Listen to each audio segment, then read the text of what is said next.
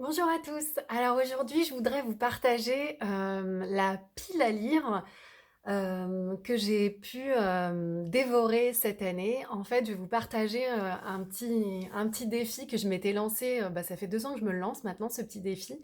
C'est le fait de lire 50 livres par an. Donc l'année dernière, j'en avais lu 24. Et cette année, j'en ai lu à peu près 38 ou 39, mais j'ai lu dedans, je crois qu'il y a eu 27 livres en papier et 12 en audio en fait, parce que j'ai décuplé mes capacités de lecture en écoutant aussi des livres. Donc sur une application, sur un smartphone, pardon.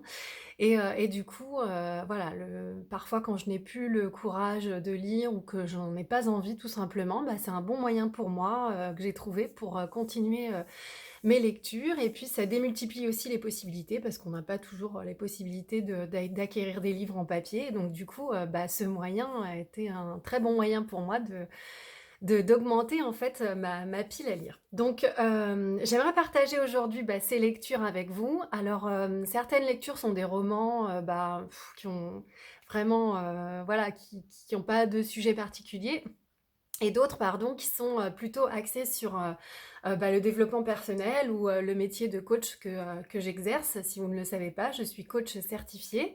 J'ai créé Scintilla Coaching, qui est un cabinet de formation, conseil et de coaching. Donc, forcément, j'ai, en tant que professionnelle travaillant dans le développement personnel et dans le coaching, j'ai pas mal d'ouvrages qui sont liés à mon activité. Donc aujourd'hui, je voudrais vous proposer de vous présenter en fait et de vous parler en fait des livres que j'ai pu lire donc cette année, de vous dire peut-être un mot ou deux, mais que ce soit vraiment rapide parce que du coup 40 livres, je vais pas vous détailler la totalité de ce que j'en pense ou de faire des résumés, hein, c'est pas du tout l'objet. Mais plutôt vous donner un petit peu mon ressenti, donc un mot, j'aime bien voilà, essayer de donner un mot, des fois je sortirai peut-être une phrase, mais bon, voilà, donner un mot ou une phrase sur l'ouvrage pour vous donner peut-être envie de le lire. Il faut savoir que sur ce nombre de livres, en fait, je ne tiens pas compte des livres que j'ai commencé et écartés et mis de côté. Parce qu'il y en a une dizaine, environ 9, livres que j'ai commencé à lire, qui m'ont pas plu, ou c'était pas le bon moment, que j'ai mis de côté, j'y reviendrai, enfin voilà. Donc ceux-là, je n'en parle pas. Donc au total, 39 livres, dont 12 audio et 9 livres écartés. Je suis pas très loin des 50, mais bon, il y en a que j'ai pas lus. Donc voilà, donc je vais vous parler de ceux que j'ai lus et vous donner une petite phrase. Donc il y en a certains que j'ai qui m'appartiennent. Alors je vais vous parler seulement des livres papier en fait. Je vais pas vous parler des livres audio parce que je pense que ça pourrait faire l'objet d'une autre vidéo. On va faire pour que ce soit pas trop long et indigeste pour vous à écouter. Et dans les livres papier, du coup, il y en a que j'emprunte à des amis, à la bibliothèque, etc. Donc il y a des ouvrages que je ne pourrais pas vous montrer. Donc je vais tenter, il y en a à peu près la moitié je crois à peu près la moitié que j'ai, la moitié que je n'ai pas. Donc lorsque je l'ai en ma possession, je pourrais vous le montrer. En plus, moi, ça m'aide d'avoir la matière, l'objet en lui-même pour en dégager un mot qui sera peut-être différent de celui que j'ai noté sur le moment. Dans ce cas-là, je vous donnerai peut-être les deux, ça pourra être intéressant de comparer l'impression sur le moment et l'impression avec un peu de recul. Et puis pour ceux que je n'ai pas, je vous repréciserai bien le titre et le nom de l'auteur dans la mesure du possible pour que vous puissiez le rechercher de votre côté. Voilà, donc le premier livre que j'ai lu, je vous le donne dans l'ordre dans lequel je les ai lus sur l'année, parce que c'est comme ça, je l'ai écrit dans mon cahier, et donc c'est plus simple pour moi de le présenter comme ça. Donc le premier livre que j'ai lu, c'est La cueilleuse de thé de Jean-Marie Sauvage-Avit. Alors, il m'a beaucoup plu ce livre, et il était, je dirais, alors j'avais rien noté là, je notais des petites croix à l'époque. J'ai noté 2 petites croix, il m'a beaucoup plu et je me rappelle qu'il m'a évadée. Voilà. Ensuite, il y a eu La vallée des oranges de Béatrice Courteau. donc je ne l'ai pas non plus. J'ai noté un plus. Ce dont je me rappelle, c'est que il m'a... le mot qui me vient, c'est souvenir, nostalgie, mélancolie, vague à l'âme. Ensuite, il y a eu Les Oubliés du dimanche, pardon, de Valérie Perrin. Donc j'ai marqué une croix plus aussi, donc il m'avait plu ce livre. Pareil, je l'avais emprunté, donc je ne pourrais pas vous le montrer. Les Oubliés du dimanche, alors pareil, j'avais pas noté de mots, mais je dirais touchant. Ensuite, il y a eu Le Bal des Folles de Victoria Mass. Donc celui-là, c'est pareil, ce n'est pas un livre qui m'appartient, donc je ne pourrais pas vous le montrer non plus. Il m'a beaucoup remuant, je dirais, ce livre était remuant, mais il m'a beaucoup plu. Je vous le recommande. Ensuite, il y a eu Né d'aucune femme de Franck Bousse. Donc c'est pareil, c'est un ouvrage que j'avais emprunté à la bibliothèque de mon village, donc je n'ai pas l'ouvrage à vous montrer. Ce livre était très... excusez-moi, j'entends des livres se casser la figure dans la bibliothèque, comme j'ai été tout chercher, il y a des livres qui sont en quinconce et qui sont en train de tomber. Donc étant seule chez moi, là, je commençais à me demander un petit peu d'où venaient ces bruits. Et c'est bon, je les ai identifiés. Donc je reprends sur Né d'aucune femme de Franck Bousse. Très dur, j'ai trouvé très dur. J'irais même jusqu'à dire qu'il y a de la cruauté dans ce livre. Mais il m'avait plu, j'avais mis un plus. Ensuite, il y a Coacher les émotions. Alors celui-là, je l'ai parce que c'est un livre qui concerne mon métier. Donc c'est un livre de Daniel Chernay avec qui j'ai pu avoir la chance d'échanger par mail aussi sur son ouvrage. Pour moi, c'est un ouvrage de référence, voilà, qui me sert, je dirais pas au quotidien dans mon métier, mais sur lequel je m'appuie énormément pour mon travail. Donc voilà, donc c'est un livre qui m'appartient, donc je peux vous présenter. Et donc je l'ai trouvé très utile, hein. Pour moi, il est à mettre dans toutes les mains. Voilà, de petits et grands, enfin à partir du moment où on commence à lire et à comprendre, je trouve que c'est un ouvrage qui est très utile. Donc je dirais utile. Ensuite, il y a On gère sa vie, on ne la subit pas de Philippe McGraw. Alors là, je l'ai aussi. C'est un ouvrage que je peux vous présenter ici. C'est un ouvrage qui est très pratique aussi, dont on peut s'inspirer dans la vie au quotidien. Et j'ai trouvé que c'était une petite perle, super, super ouvrage à lire, quoi. Il m'a beaucoup plu. Ensuite, j'ai Non, c'est bon de Richard Fenton. Alors, j'espère que Richard Fenton et Andrea Waltz. J'espère que je n'écorche pas trop les noms des auteurs. Non, c'est bon, c'est un ouvrage qui traite du non, comme son nom l'indique, et plutôt avec un attrait plutôt positif pour ce mot, contrairement à ce qu'on aurait tendance à penser. Et c'est un ouvrage qui m'a beaucoup plu. Je dirais, si j'avais un mot pour décrire cet ouvrage, je dirais hum, qui vous fait sortir de vos paradigmes en fait, qui vous fait un petit peu ouais, sortir. Il vous bouge un peu, il vous sort un peu de ce que vous avez l'habitude de penser. Ensuite, j'ai lu Le Chevalier à l'armure rouillée de Robert Fisher, donc c'est un ouvrage que j'ai aussi.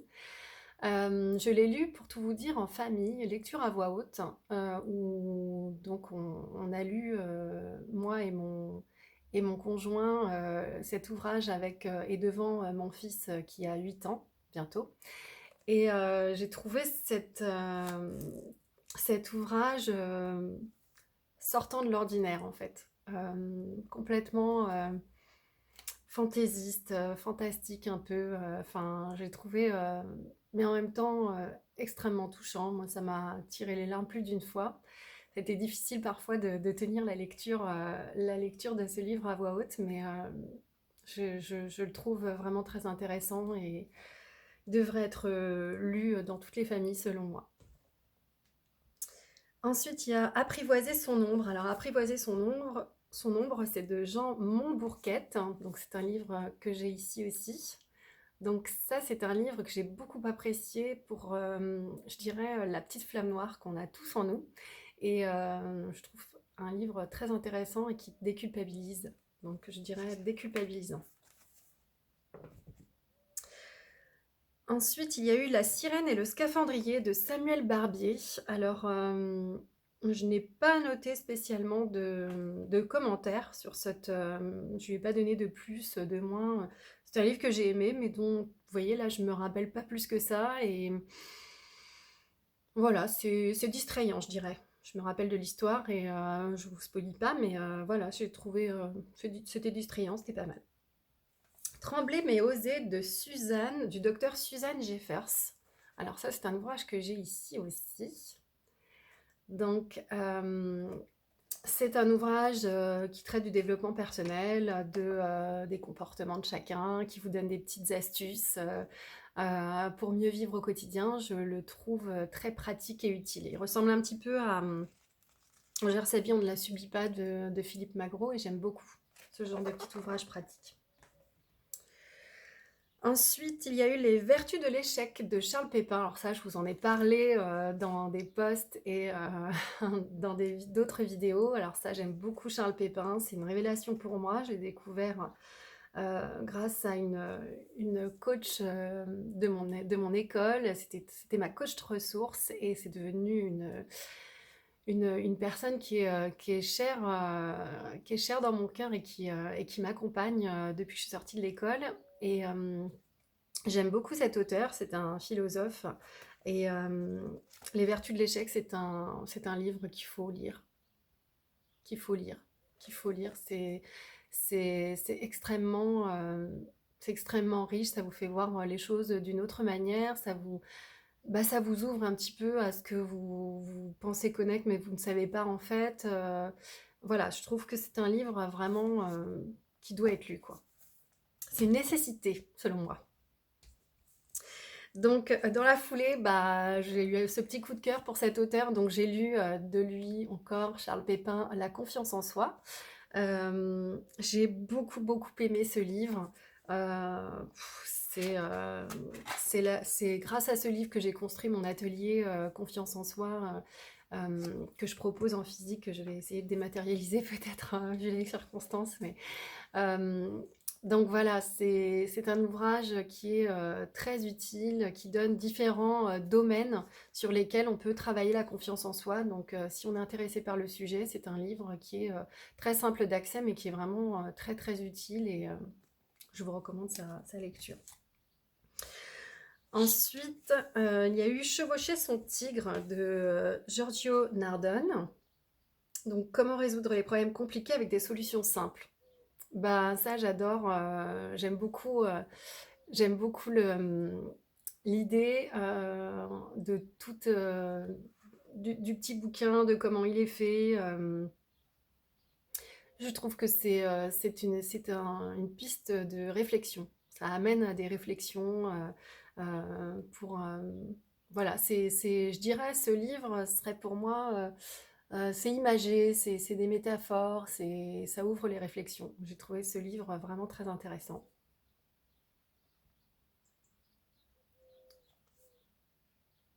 J'aime beaucoup. Je vous le recommande. Ensuite, il y a eu Et soudain la liberté de Caroline Laurent et de Evelyne Pizier. Alors celui-là, je l'ai bien aimé.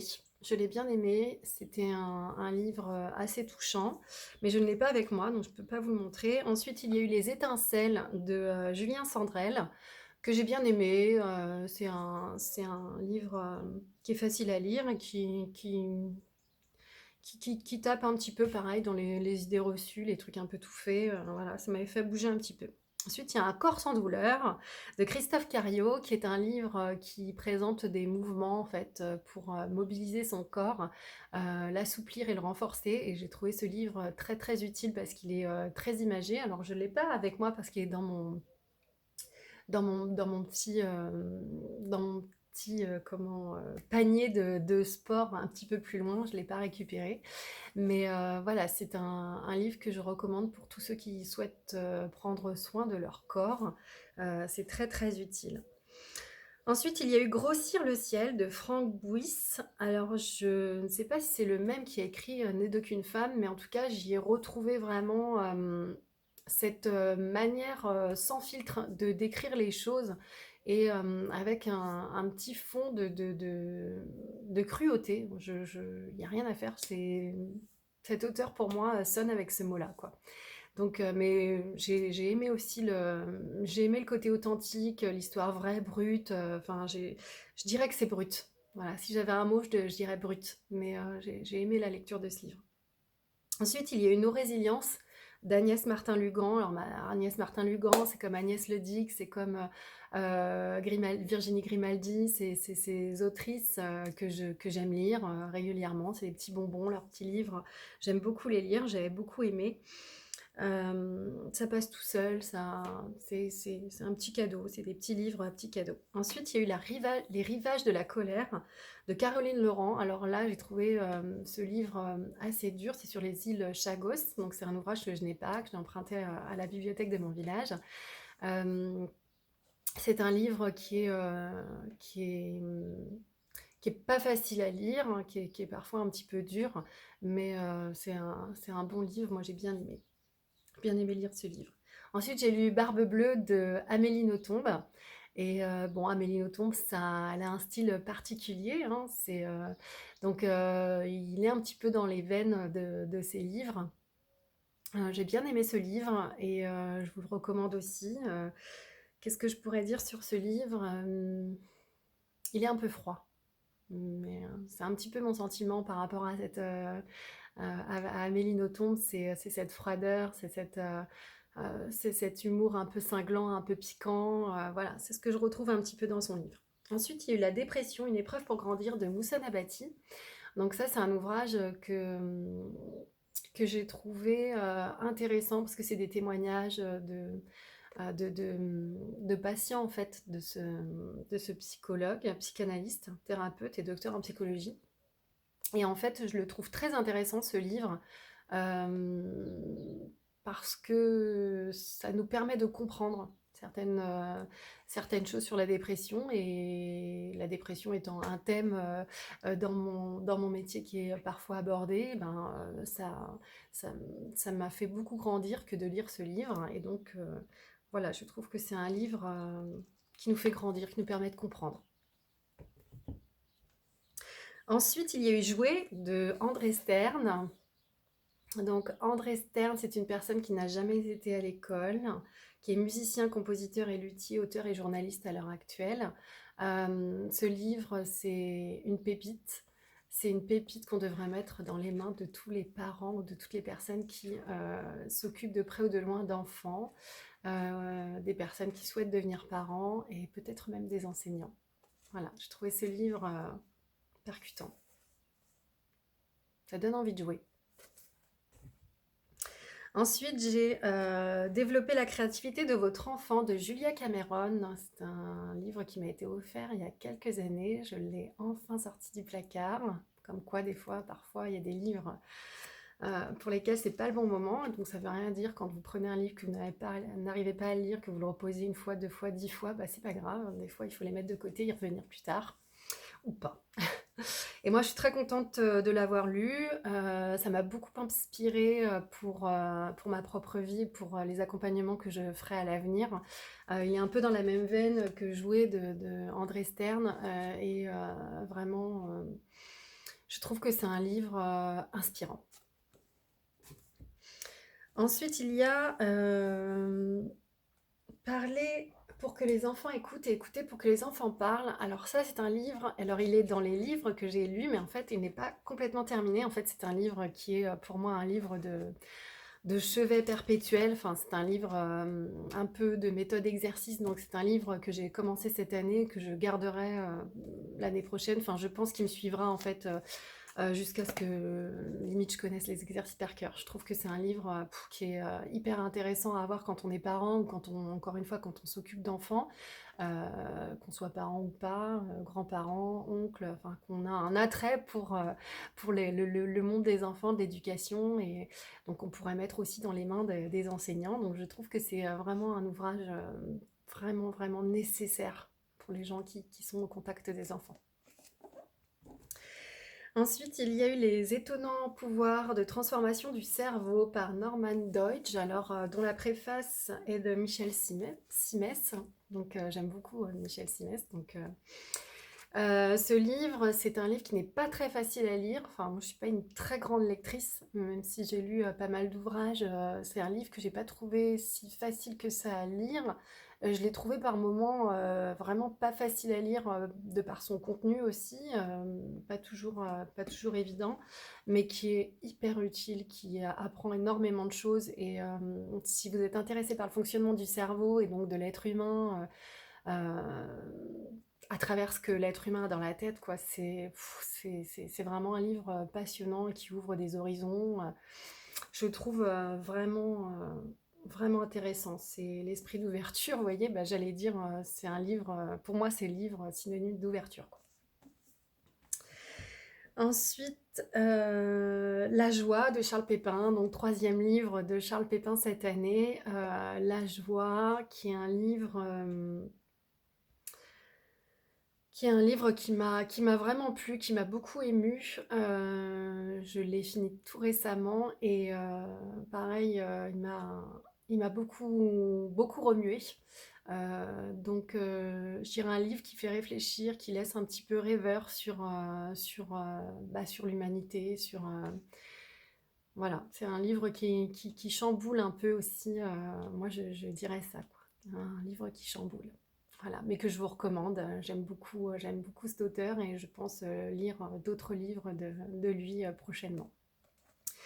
Voilà, donc j'arrive au bout de mes lectures papier pour lesquelles j'ai eu un livre entre les mains. Comme vous voyez, certains ont été empruntés, certains sont restés dans ma bibliothèque.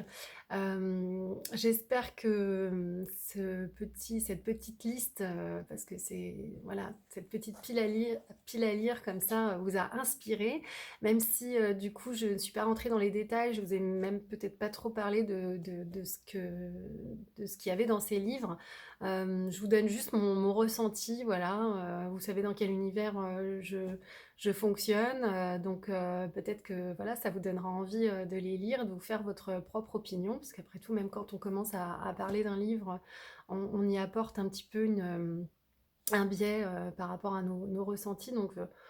Voilà, je trouve que allez lire la quatrième de couve s'il y a un livre qui vous a retenu, et puis par rapport aux mots que je vous ai apportés, voyez si vous attire ou pas. Moi, je dirais, faut suivre un petit peu son instinct dans ces cas-là. C'est par rapport à cette liste, est-ce qu'il y en a qui vous attirent? Est-ce qu'il y en a que vous avez envie de lire? Je vous invite à partager dans les commentaires de cette vidéo les livres que vous avez le plus aimé cette année, ou nous donner aussi la liste des livres que vous avez lus en mettant un petit mot. Si ça vous plaît de le faire comme ça, soyez libre de le faire comme ça. En tout cas, ça sera une source d'inspiration, j'en suis sûre, et pour moi et pour les lecteurs de ces commentaires. Donc pour l'année prochaine, je me relance dans ce défi de 50 ouvrages à l'année. Peut-être en papier et une quinzaine d'ouvrages en audio. Peu importe, l'essentiel c'est le plaisir de lire. Donc pour moi, ça, voilà, je réouvre mon défi pour l'année prochaine. Alors on n'a pas tout à fait fini le mois de décembre, donc il y aura sûrement un ou deux ouvrages de plus de lus pour cette année, mais en tout cas voilà, je réouvre mon défi. 30, 39, 40 livres en papier est à battre, c'est mon record.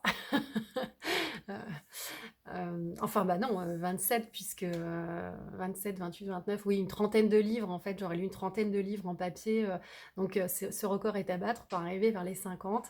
Euh, voilà, dites-nous, vous, de votre côté, combien de livres vous lisez, si vous avez ce genre de petits défis, si vous avez des astuces pour lire plus d'ouvrages, pour lire plus vite. Peut-être que voilà, ça peut être un petit échange aussi de débat autour de la lecture. Si vous voulez échanger sur les lectures que vous partagez avec vos conjoints, vos partenaires de vie, vos enfants, vos amis, parce que moi, je ne l'ai pas dit, mais je partage en fait ces lectures avec les lectrices et les lecteurs de mon village. Alors, c'est plutôt des lectrices. Je fais partie d'un club de lecture dans mon village qui me permet, voilà, de lire des ouvrages que j'aurais pas forcément choisis, donc je trouve ça super chouette.